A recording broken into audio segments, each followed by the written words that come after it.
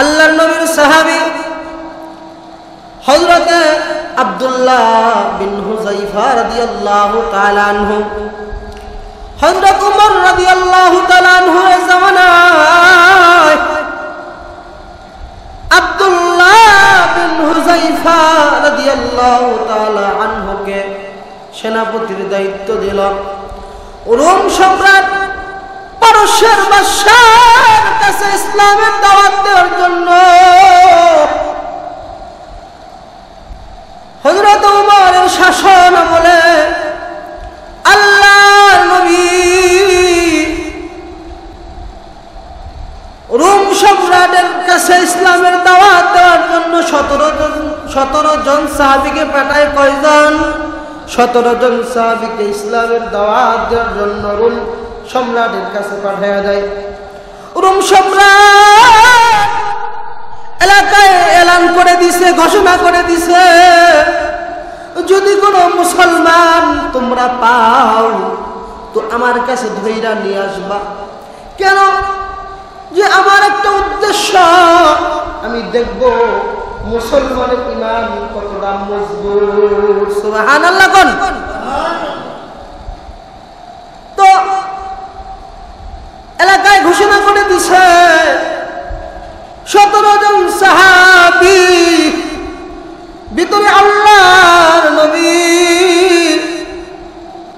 আব্দুল্লাহ বিন হুযায়ফাকে leader বানায়া দিছে। সুবহানাল্লাহ।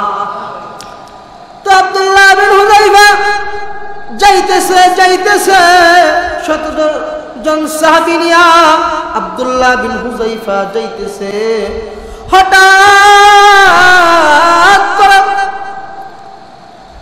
মুসলমান 17 জন কিতাবে পাওয়া যায় 200 জন কাফেরেরা বেঈমানেরা 17 জন সাহাবীকে আক্রমণ করে ধরে। আক্রমণ করে যখন 17 জন সাহাবীকে নিয়ে রোম সম্রাটের কাছে সুপর্দ করে দিল। ও বাদশাহ, আপনি বলেছিলেন যে মুসলমানদেরকে ধরে আমার কাছে দিতে পারবে, ঈমানের পরীক্ষা করব আমি। তো আব্দুল্লাহ বিন হুযায়ফা লিডারকে সহ তাদের সবাইকে 17 জনকে ধইরা এক জায়গায় রাখলো। এখন আব্দুল্লাহ বিন হুযায়ফা দলের লিডার, রোম পারস্যের বাদশা বলে এই 17 জনের ভিতরে লিডার কে? আব্দুল্লাহ বিন হুযায়ফা রাদিয়াল্লাহু তাআলা আনহু উচ্চ গলায় উচ্চ কণ্ঠে বলে, ও রোম পারস্যের বাদশা, আমি হলাম এই 17 জনের ভিতরে লিডার। কয় তোমার ঈমান কত মজবুত? কয় দেখতে চাও? কয় হ্যাঁ। রোম পারস্যের বাদশা থেকে প্রস্তাব দেয়, ও আব্দুল্লাহ বিন হুযায়ফা, এখনো সময় আছে, তুমি মুসলমানিত্ব ছাড়িয়া দাও। তুমি যদি মুসলমানিত্ব ছাড়িয়া দাও, আমার একটা সুন্দর একটা কন্যা সন্তান আছে, আমার একটা কন্যা সন্তান তোমার কাছে বিবাহ দিব। আর আমার সন্তান যদি তোমার কাছে বিবাহ দেয়, ও আব্দুল্লাহ, আমার এই বাদশাহী তুমি পাইবা, আমার এই জায়গা জমি সব তুমি পাইবা। আব্দুল্লাহ বিন হুযায়ফা কয়, ওরে কাফের, আমার ঈমানের দাম কত জানোস? তোর বাড়ি গাড়ি টাকা পয়সা ধন দৌলত সব কিছু দিয়ে আমি আব্দুল্লাহ কে দেশ, তারপরও আমি আব্দুল্লাহ ঈমান তো আনছি মুহাম্মাদুর রাসূলুল্লাহ সাল্লাল্লাহু আলাইহি ওয়াসাল্লামের কাছে। আব্দুল্লাহ বিন হুযায়ফা, এখনো সময় আছে, কালেমা ছেড়ে দাও। আব্দুল্লাহ বিন হুযাইফা কয়, তোর সব কিছু যদি আমাকে দিয়ে দাও, আমি মুসলমান, আমার ঈমান মজবুত, আমি তবুও কালেমা ছাড়ব না। জোরে বলেন না সুবহানাল্লাহ। ও মুসলমান ভাইরা, আব্দুল্লাহ বিন হুযাইফাকে কথা প্রস্তাব দিল, আব্দুল্লাহ বিন হুযাইফা না করে দিল। ওদিক থেকে বড় বড় কাফেররা বুট বসছে যে কেমনে মুসলমানের ঈমান হরণ করা যায়, কেমনে মুসলমানদের ঈমান ধ্বংস করা যায়। কাফেররা বলে, তোমরা এক কাজ করতে পারো, একটা ঘর বানাও, একটা ঘর, যেই ঘরের ভিতরে জানালা নাই, যেই ঘরের ভিতরে কোনো দরজা নাই, যেই ঘরের ভিতরে অন্ধকার থাকবে, আলো থাকবে না, এমন একটা ঘর, ওই জায়গায় 17 জন লোককে রাখা দাও। আব্দুল্লাহ বিন হুযাইফা রাদিয়াল্লাহু তাআলা আনহু তাকে সহ 17 জন সাহাবীকে ওই অন্ধকার ঘরে বাদশার রোম পারস্যের বাদশা ওখানে রাখলো। রাখার পরে একটা ডাক্তারকে নিযুক্ত করে দিছে। ডাক্তার, এই আব্দুল্লাহ বিন হুযাইফা ওই কতদিন না খেয়ে বাঁচতে পারে, যখন তুমি সবসময় নারীতে ধৈর্য রাখবা, তুমি নারীতে ধৈর্য রাখবা,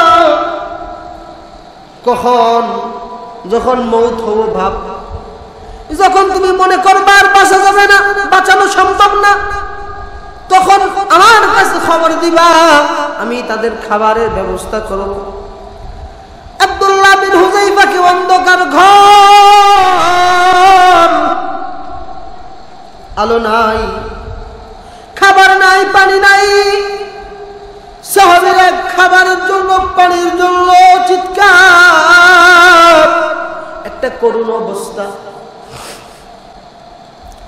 তো আব্দুল্লাহ বিন হুযাইফার নারী কেশ করতেছে ডাক্তার, যখন মৃত্যু হবে হবে এই অবস্থা, শরীরটা শুকায় একবারে হাড্ডি হয়ে গেছে, কোনো গোশত নাই। এমন অবস্থায় বাদশার কাছে খবর গেছে, ও বাদশা,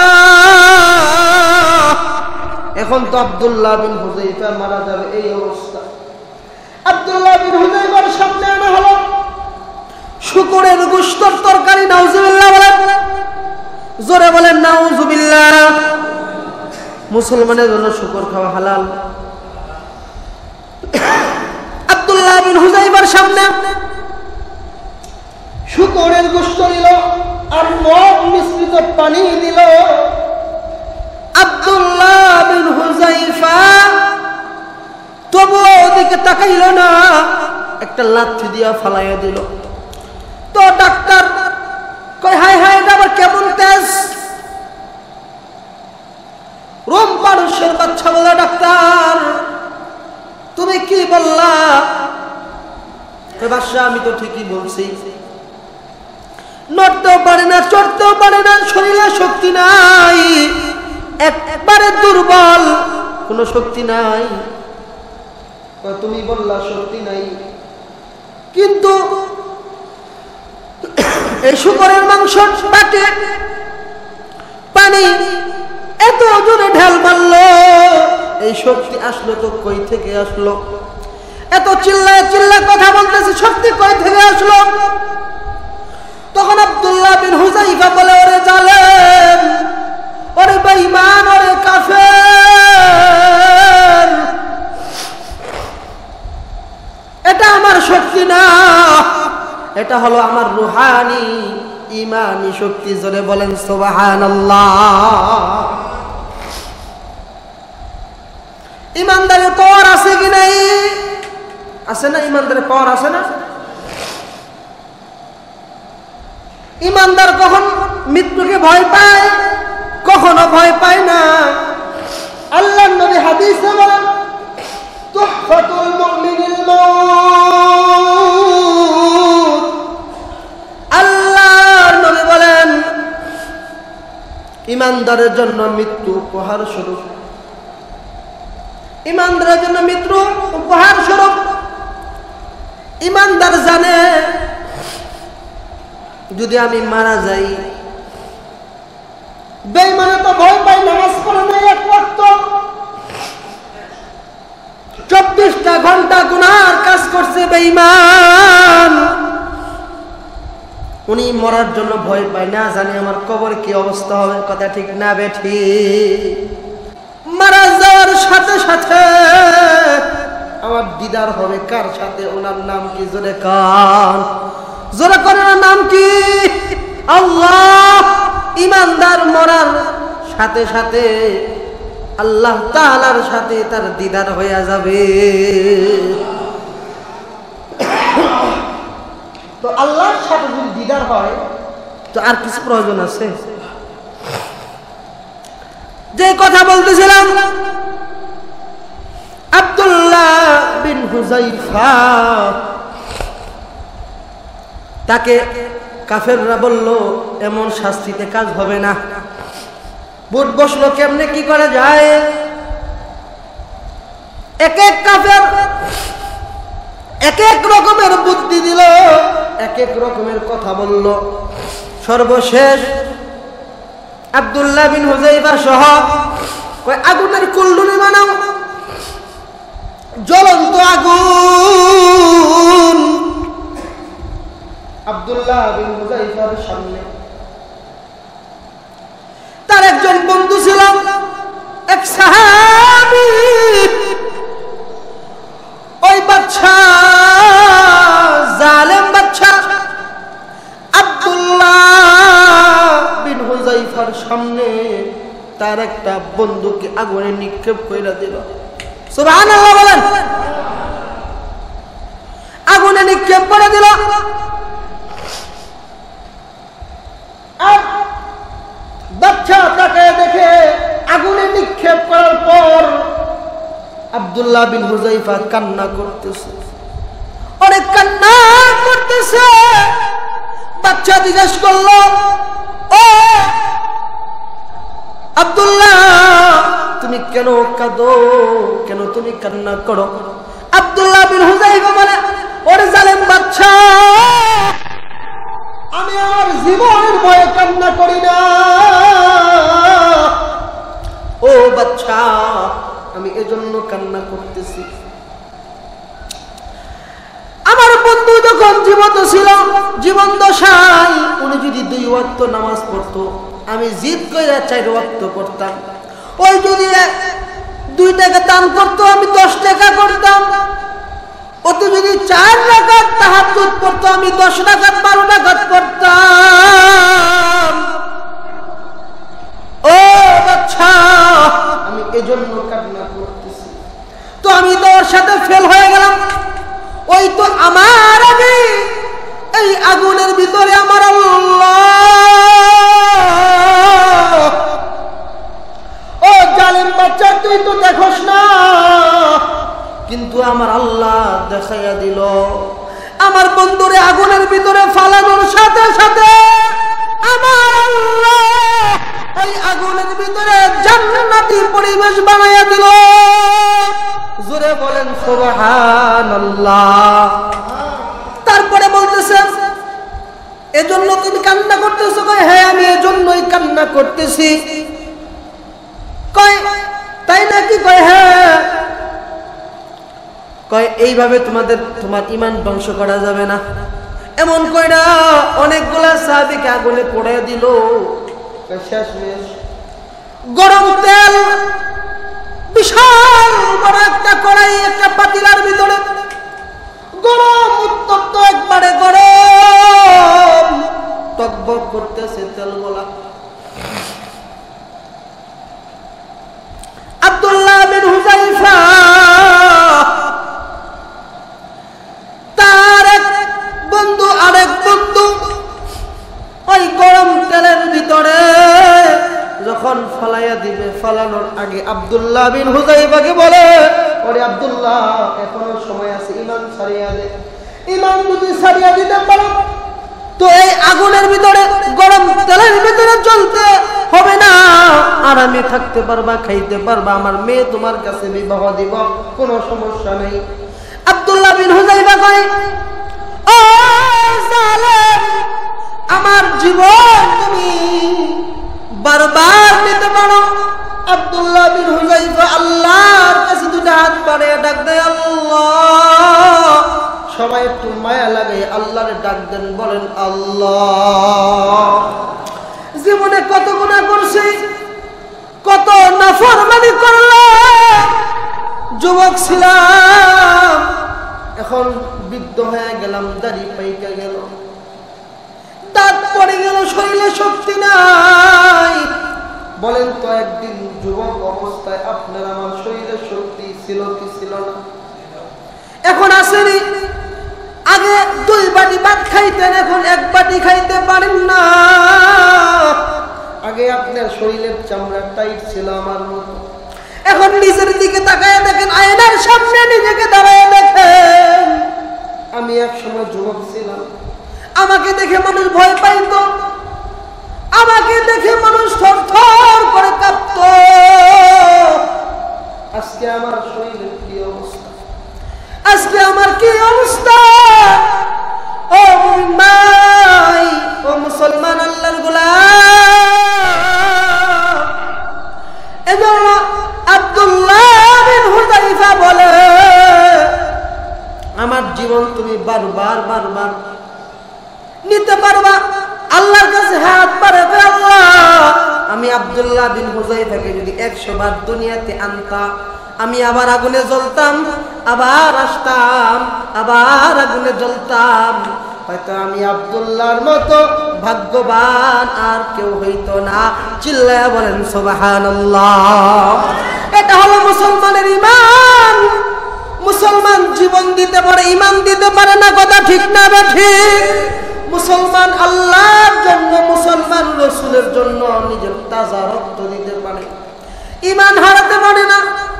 ও ভাই, বর্তমান জামানা 1 কাপ চা, একটা পান খাইলে আমাদের ঈমান হারায়া যায়। বর্তমান জামানায় অনেক কাফেরেরা, অনেক ইহুদিরা পাহাড়ি অঞ্চলের ভিতরে মুসলমানদেরকে কাফের বানায়, খ্রিস্টান বানায়, আছে কি নাই? ও ভাই, আমার চোখে দেখা অনেক আছে মুসলমান কাফের হয়ে গেছে, ইহুদি হয়ে গেছে, খ্রিস্টান হয়ে গেছে। টাকার বিনিময়ে খ্রিস্টান হয়ে যায়, তার ঈমানের দাম 10 লক্ষ টাকা ধরেন। কিন্তু এমন মুসলমান আছে 10 কোটি টাকা যদি তাকে দেওয়া হয়, কখনো এই কালেমা ছাড়বে না, কথা ঠিক না বেঠিক? আমরা মুসলমান, আমরা উমরের জাতে, আমরা ওলি আল্লাহদের জাতে। ও মুমিন মুসলমান ভাইজান, শেষ মুহূর্তে কথাটা ভালো করে শুনুন। আব্দুল্লাহ বিন হুযায়ফাকে ডাকা হলো শেষ মুহূর্তে, আসো। না না, এইভাবে আব্দুল্লাহ বিন হুযায়ফার ঈমান ধ্বংস করা যাবে না। তাহলে কি করার লাগবে? কয়, বাদশা, আপনার একটা সুন্দরী মেয়ে আছে? হ্যাঁ আছে। কয়, আপনার মেয়েকে উলঙ্গ করে, শরীরে যেন কোনো কাপড় না থাকে, এই রুমের ভিতরে আপনার মেয়ে, এই রুম এলাকার ভিতরে আপনার মেয়ে সবচেয়ে সুন্দরী, আপনার মেয়েকে পুরা উলঙ্গ করিয়া একটা রুমের ভিতরে আব্দুল্লাহ বিন হুযায়ফা সহ আপনার মেয়েকে ওখানে পাঠাইয়া দেন। আব্দুল্লাহ যুবক মানুষ, ঈমান ঠিক রাখতে পারবে না। আব্দুল্লাহ বিন হুযায়ফা নারীর দিকে যখন তাকাইবে কুদৃষ্টিতে, তখন তার ঈমান চলে যাবে। আচ্ছা ঠিক আছে, এটাই করব। তারপরে এটা করলো। আব্দুল্লাহ বিন হুযায়ফা নামাজে দাঁড়ায়, গভীর রজনী। আব্দুল্লাহ বিন হুযায়ফা নামাজের মুসল্লায় দাঁড়ায়া রয়েছে আর কান্দে, আল্লাহ, আজকে মুসলমান হওয়ার পর আমার খানা আমার কপালে জুটলো না। আজকে ইমানদার হওয়ার জন্য আগুনে বন্ধুগুলা চলে গেল। আয় আল্লাহ, নিজে না খায়া রয়েছে,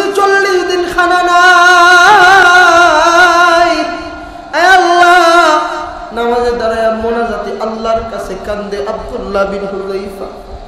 ও ভাই, তবু আল্লাহর হুকুম নামাজ ছাড়ে না, সুবহানাল্লাহ বলেন। আপনি আমি কত শান্তিতে আছি ভাইজান, নামাজ পড়ি না, এসি রুমে থেকেও নামাজ পড়ি না রে ভাই। ও আদরের ভাইজান, সাহাবীরা কত কষ্ট করছে, তবুও কিন্তু নামাজ ছাড়ে নাই রে ভাই। আব্দুল্লাহ বিন হুযায়ফা নামাজে দাঁড়ায় রয়েছে, ওই বাচ্চার মেয়েটা চলে গেছে ওই আব্দুল্লাহ বিন হুযায়ফার সামনে, শরীরে কোনো কাপড় নাই। ও মুসলমান, আব্দুল্লাহ বিন হুযায়ফা ওদিকে তাকাই নাই, নামাজ দাঁড়াইয়া নামাজ শেষ করিয়া সালাম ফিরাইয়া আল্লাহর কাছে হাত বাড়ায় কান্দে, মালিক, আমার ঈমান ধ্বংস করার জন্য যে ষড়যন্ত্র চলতেছে, আল্লাহ, আল্লাহ তাআলা আপনি সবাইকে এই উসিলায় হিদায়াতের বাতি জ্বালায়া দেন। জোরে বলেন সুবহানাল্লাহ। আব্দুল্লাহ বিন হুযায়ফার কাছে যখন মেয়েটা বসলো, ওই মেয়েটা কয়, হায় হায়, আমি এত সুন্দরী, আমার এত চেহারা, কিন্তু আব্দুল্লাহ বিন হুযায়ফা কি এমন মানুষ, কি এমন যুবক, আমার দিকে তাকাইলো না, আমার দিকে একটু তাকাইলো না। মেয়েটা চিন্তায় পড়ে গেছে, হায় হায়, এটা কেমন যুবক, এই রুম এলাকার ভিতরে আমার মতো সুন্দরী তো একটাও নাই, তো আমি পুরা উলঙ্গ, রুম ফাঁকা, কেউ নাই, তো আমার দিকে একটু তাকাইলো না, এটা কেমন যুবক। তো আব্দুল্লাহ বিন হুযায়ফা আল্লাহর কাছে দোয়া করছে, আল্লাহ, আমাকে চক্রান্ত করতেছে, এই চক্রান্ত যেন এদের হেদায়েতের উসিলা হইয়া যায়। ওই মহিলা চিন্তা করছে, হায় হায়, এটা কোনো সাধারণ মানুষ না, এটা কেমন মানুষ আমি জানতে চাই। তো ওই মহিলা তার বাবার কাছে চলে গেছে, আব্বা জান, আপনি কেমন এক যুবককে আটকে রাখছেন, আমি উলঙ্গ অবস্থায় তার কাছে গেলাম, আমার কাছে পর্যন্ত আসলো না, আমার দিকে তাকাইলো না গো আব্বা জান, এটা কেমন? আব্বা জান, এটা তো স্বাভাবিক ব্যাপার না। ওই মহিলা তার বাবাকে এই কথা জানাইয়া ওই মহিলা চলে গেছে আব্দুল্লাহ বিন হুযায়ফার কাছে। আব্দুল্লাহ বিন হুযায়ফার কাছে যায়া বলে, আর দেরি কইরেন না, আপনি আমারে কালেমা পড়াইয়া মুসলমান বানাইয়া দেন। জোরে বলেন সুবহানাল্লাহ। ও মুসলমান ভাইরা, সন্তান মুসলমান হয়ে গেছে, এখন বাবার কাছে যাবে, কয় আব্বা জান, এই আব্দুল্লাহ বিন হুযায়ফা সাধারণ কোন মানুষ না গো বাবা, বাবা আমি দেখছি, এজন্য আমি কালেমা পড়ে মুসলমান হয়ে গেলাম। আব্দুল্লাহ বিন হুযায়ফা বলে, আপনি বাদশা হয়ে যান, মুসলমান হয়ে যান। বাদশা সহ ওই এলাকার সবাই কালেমা পয়রা মুসলমান হয়ে যায়। জোরে বলেন আল্লাহু আকবার। ও মুসলমান ভাইরা, তাহলে মুসলমানের ইমানের পাওয়ার আছে কি নাই? আমরা তো সেই মুসলমান, আমাদের ইমানি পাওয়ার থাকা লাগবে। আমাদের নবীজির বিরুদ্ধে কেউ কথা বললে ঘরে চুপ করে বসে থাকা যাবে না। আপনার আমার আম্মারে আব্বারে 14 গোষ্ঠীরে যদি কেউ গালি দেয়, আমার কোনো দুঃখ নেই, কিন্তু যদি আমার আল্লাহ আল্লাহর রাসূলকে নিয়ে, সাহাবায়ে কেরামদেরকে নিয়ে কোনো বেঈমান, কোনো নাস্তিক, কোনো মুরতাদ কটূক্তি করে, আমরা মুসলমান যদি নিজেরা মুসলমান দাবি করি, ইমানদার দাবি করি, আমরা ঘরে যদি বসে থাকি, এটা ইমানদারের পরিচয় না, এটা হলো বেঈমানের পরিচয়। কথা ঠিক না বেঠিক?